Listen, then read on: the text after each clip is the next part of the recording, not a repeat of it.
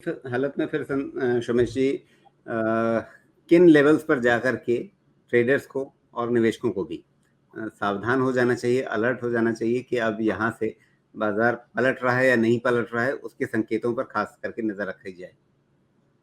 देखिए, अब पहली बात ये है कि ट्रेडर्स के लिए मोमेंटम के साथ रहना ज़रूरी होता है, तो मोमेंटम के अगेंस्ट तो जाने नहीं कह सकते हैं। तो हमें उम्मीद है कि जब तक ये मोमेंटम मेंटेन्ड है, ट्रेडर्स को बाय डिप्स करते रहना है। अब तो उनका नेचर ऑफ ट्रेड देखिए कैसे चेंज होता है। जो भी ट्रेडर्स हैं, उनको अभी भी बाय डिप्स करना होगा, लेकिन जो 12th में यानी कल का जो लो है, उसके सपोर्ट के साथ, उसके नीचे में करेक्शन थोड़ी-सी स्टीप हो जाएगी। और उसके बाद भी शॉर्टिंग नहीं कर पाएँगे बिकॉज़ देखिए वो लो है करीब-करीब 18,200 का और जो सपोर्ट नेक्स्ट उठ के आ रहा है 18,050 के आस-पास। तो ये 150 का बहुत ज़्यादा मुझे लगता नहीं कि सपोर्ट का शॉर्ट का अपॉर्च्युनिटी क्रिएट करेगा। रादर ये कर सकते हैं कि या तो यहाँ पे जो इमीडिएट ट्रेडर्स हैं इस लो के नीचे उनको स्टॉप लॉस रख लेना चाहिए और फिर दूसरा मौका तलाश करना चाहिए anything below 18,100 with stop loss 18,000। मुझे लगता है कि अभी भी निफ्टी में ऐसे ही ट्रेड करना चाहिए। पॉसिबिलिटी है कि 18,500 600 निफ्टी टेस्ट कर ही लेगा जब तक ये सपोर्ट नहीं टूटेंगे और उसी तरीके से निफ्टी बैंक में भी ट्रेड करना चाहिए। पहला तो जो इमीडिएट ट्रेडर्स हैं, मोमेंटम ट्रेडर्स हैं, वो कल के लो के सपोर्ट से ही ट्रेड करें और अगर ये छूट गया तो मुझे ऐसा लगता है कि 42,700 800 के रेंज में या 42,700 900 के रेंज में एक सपोर्ट इमर्ज होगा जिसको कि ट्राई किया जा सकता है फिर से बाय डिप्स करने के लिए बट 42,300 के नीचे निफ्टी बैंक क्लोज हुई तो ये क्लियर इंडिकेशन होगा कि ये भी मोमेंटम रनिंग करेक्शन स्टार्ट तो उस हिसाब से अभी भी दोनों इंडिसेस में बाय डिप्स के प्लानिंग ही बेटर रहेगी मेरे हिसाब से। जी, यहाँ पहले निफ्टी की बात कर लेते हैं। क्या अगर जो 1850 है, 18,050 के आसपास का लेवल है, क्या वो इस तरह से हमें एक डेली चार्ट पे तो इतना कोई ऑब्वियस स्विंग लो के रूप में नहीं दिख रहा है? क्या ये आवरली चार्ट वगैरह पर जाने पर क्या वो हमें एक बेहतर तरीके से नजर आता है कि वो एक स्विंग लो बन रहा है वहां पर? शायद हाँ। नहीं, इसके रीडिंग पैरामीटर से क्लस्टर निकाल के करनी पड़ेगी और वहां पे क्लस्टर बनेगी। जी, तो वहाँ पे क्लस्टर बने हुए हैं, 18,000 पे साइकोलॉजिकल लेवल भी है। लेकिन अभी सबसे पहले यहाँ अगर मैं आवरली चार्ट को देख करके अगर पूछ रहा हूँ आपसे, तो क्या ये कह सकते हैं कि आवरली चार्ट में शायद 18,200 के नीचे जाते ही एक तरह से वहाँ पर खतरा सामने आ जाता है? देखिए इसमें कंप्लीट मुझे नहीं लगता कि ये चार्ट इंडिकेशन दे पा रहा है आवरली यहाँ पे क्योंकि आवरली पे भी आप देखेंगे तो एक प्लेट्यू तो हो रहा है जी, अपसाइड गैप हो रही है तो बिल्कुल 18,350 के आसपास। हाँ तो उसके पहले तो यहाँ पे आवरली चार्ट में मोमेंटम नहीं देगा और जब तक वो नहीं देता है बाकी पैरामीटर्स जैसे आपके बिहेव करेंगे जो जो मूविंग एवरेजेस आपने लगाए हैं उसके नीचे स्ट्रेंथ मूविंग कम एवरेजेस तो वही है, 20 आवर्स कह लीजिए इसमें, क्योंकि 20, 50 और 200 मूविंग एवरेजेस तो वही हैं, बस ये चार्ट बदल करके आवरली हो गया है। हाँ तो इसमें यही होता है कि आपको एक कम से कम 2 कैंडल का क्लोज लेना चाहिए तब फिर जी, उसके नीचे वाले सपोर्ट के लिए आप ट्रेड कर सकते हैं। आप इस चार्ट में भी देखिएगा, तो आपका ये ग्रीन और पर्पल ये आई थिंक 20 और 50 रहेगा आपका आवर्स के हिसाब से। जी, तो आपका जब तक 2 कैंडल एक सपोर्ट के नीचे बन नहीं जाए, तीसरे कैंडल के पहले मुझे लगता नहीं इनिशिएट करना कोई भी यहाँ पे ट्रेड ठीक रहेगा। जी। और बाकी डिपेंड करता है कि आवरली चार्ट लेते हैं तो कितने देर के लिए ट्रेड नहीं, मैं करते तो हैं। 2 कैंडल नहीं, बल्कि उसके बहुत नीचे पूछ रहा हूँ, 18,200। 18,200 के नीचे जहाँ पर एक छोटा-सा स्विंग लो बनता हुआ दिख रहा है, उसके नीचे जाने पर क्या खतरा बन जाएगा? बन जाएगा ना, मैं तो वही लेवल तो वही है हमारा वो कल का लो है और जी, उसके लो के नीचे वही मैंने कहा कि उसके नीचे खतरा बढ़ना शुरू हो जाएगा। हाँ, तो और उसके नीचे अगली चीज़ जो है वो वही 1850 के आसपास आ रही है। ऑब्वियस है, डेली हुँ, आवरली में लेवल्स तो लगभग सेम ही मिलेंगे। लेकिन उसके बाद फिर 18,000 के बाद मतलब यहाँ पर आवरली चार्ट में छोटे-छोटे स्टॉपेजेज़ हमें मिलेंगे शायद 17,900 के आसपास का एक मिल जाएगा अगर 1850 टूटता है तो, 18,050 के नीचे। 17,900 का तो पता नहीं, हाँ थोड़ा सा और नीचे कर दीजिए तो जो टॉप है 17,575 वाला, सॉरी 17,863 वाला, वो टॉप बहुत क्रिटिकल रहेगा जी वो टॉप के नीचे में फिर थोड़ा डैमेज ज्यादा होगा। जब तक वो टॉप रहेगा तब तक डैमेज उतना बड़ा नहीं होगा स्ट्रेंथ। जी चलिए, तो ये तो कहानी हो गई अभी फिलहाल निफ्टी की। और वापस इसका अगर हम डेली चार्ट देख लें तो उसमें भी मोटे तौर पे वही 17,863 का जो टॉप अभी हम लोग देख रहे थे, उसमें डेली चार्ट में इसका मतलब ये होगा कि हम 20 डे मूविंग एवरेज को छोड़ देंगे। अभी तो 20 डे मूविंग एवरेज से अच्छा खासा ऊपर निफ्टी यहाँ पे चल रहा है।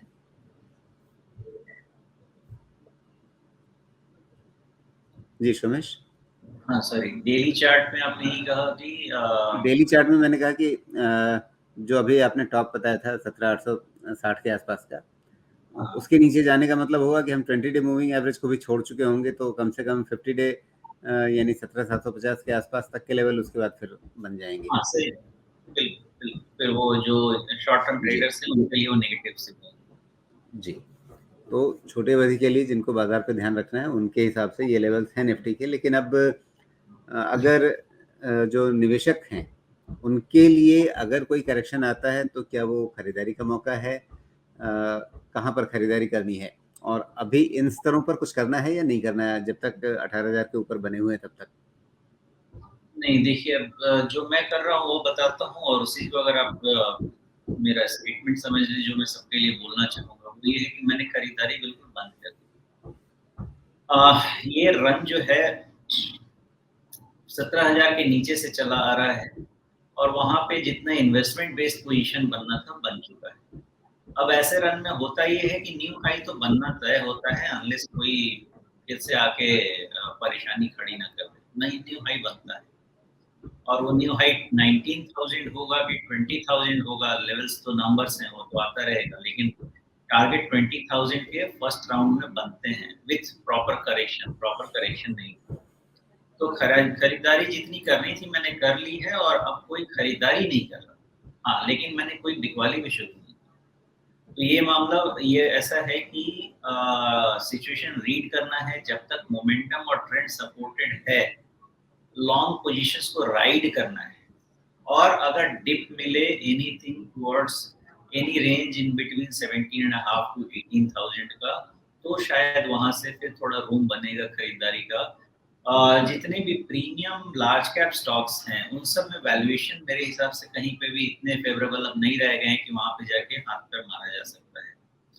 मेरा ऐसा अंदाजा है कि मार्केट कंसोलिडेशन में जाने के लिए तैयार हो रहा है विथ लिटिल अपवर्ड बायस। और मिड कैप और स्मॉल कैप का वक्त आने वाला है। मोस्टली मिड कैप का पहले वक्त आएगा जो कि मे बी मई से अभी चालू तो हो चुका है मिड कैप भी साथ में, बट अप अंटिल अक्टूबर मुझे लगता है कि मिड कैप का ज्यादा चार्म रहेगा लार्ज कैप से। एक बार ही खाली न्यू हाई बन जाए मिड कैप इंडेक्स में, जो कि बनने का बहुत ज्यादा चांस है थोड़े करेक्शन के बाद। तो मिड कैप की पोजीशनिंग बहुत ज़्यादा बेटर हो जाएगी और सिचुएशन भी बहुत फेवरेबल हो रहे हैं मिड कैप के लिए। आप इन्फ्लेशन का लेवल देख लेंगे तो बहुत तेज़ी से नीचे आ रहे हैं, क्योंकि बेस इफेक्ट के कारण ही वो साइकोलॉजिकल भी काफ़ी इम्पैक्ट करेगा कि बेस इफेक्ट के कारण इन्फ्लेशन कूल ऑफ हो रहा है। वैसे ध्यान देने की बात ये है कि अगर आप मार्केट में जाके कुछ खरीदना चाहेंगे तो आपको इन्फ्लेशन कहीं कूल ऑफ होता हुआ नहीं दिखेगा, लेकिन जब नंबर्स में देखना चाहेंगे तो दिखेगा, क्योंकि वो तो बेस इफेक्ट है और उतना मार्केट सेंटीमेंट के लिए काफी होता है वो बेस इफेक्ट। तो उसके अगेंस्ट में होगा ये कि फिर से जो लॉन्ग टर्म ग्रोथ केपेक्स ये सब साइकिल की बात होती थी वो सारी बातें फिर से ट्रिगर हो जाएंगी और ये फिलिप देंगी आपको जितने भी मिड कैप और स्मॉल कैप स्टॉक्स हैं उन सब।